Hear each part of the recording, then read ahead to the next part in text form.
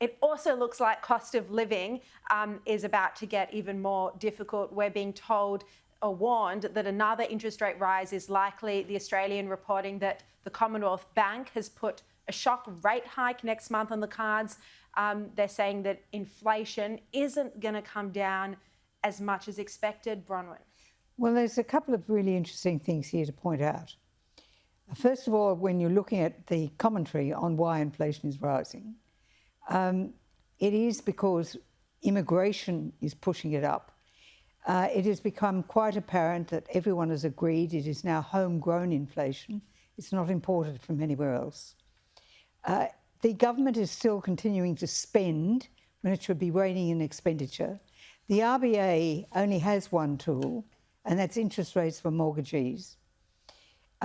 The pain that they are feeling, and the reality is that when they say that, that the pressure in the labour market will become looser, what that means is people will lose their jobs.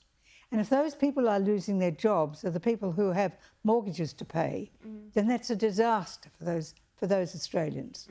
So because the government is not doing its bit with fiscal policy, it just forces the Reserve Bank more and more to be heavy with monetary policy because it's the only tool they've got.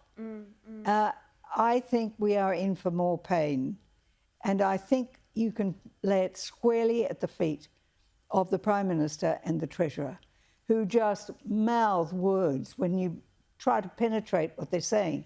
They're saying nothing at all.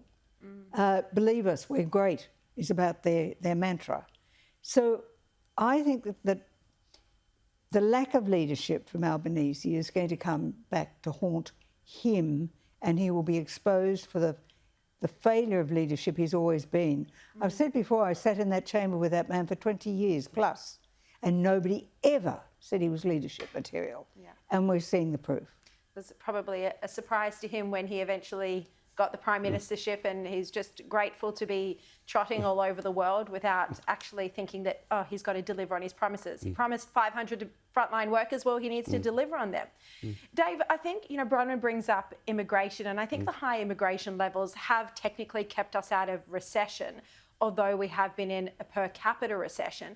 So it seems like the overall economic data hides the fact that there are large sections of the Australian population that are really struggling with the cost of living.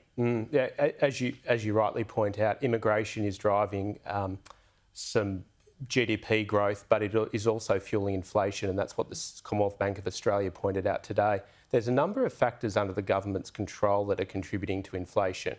Record levels of migration, obviously. Failed energy policies that are pushing up power bills is another factor that the government can control. It's fueling inflation. But most importantly, $209 billion in additional government spending and 19,000 new public servants as well. This is all fueling inflation. The government said in their first budget statement that the cash rate would peak at 3.35%. Since that time, we've had seven increases to the cash rate, and government policies have been contributing to those increases. All right. Dave Hughes, Bronwyn Bishop, thank you both so much for your insights. Really appreciate it. Thanks.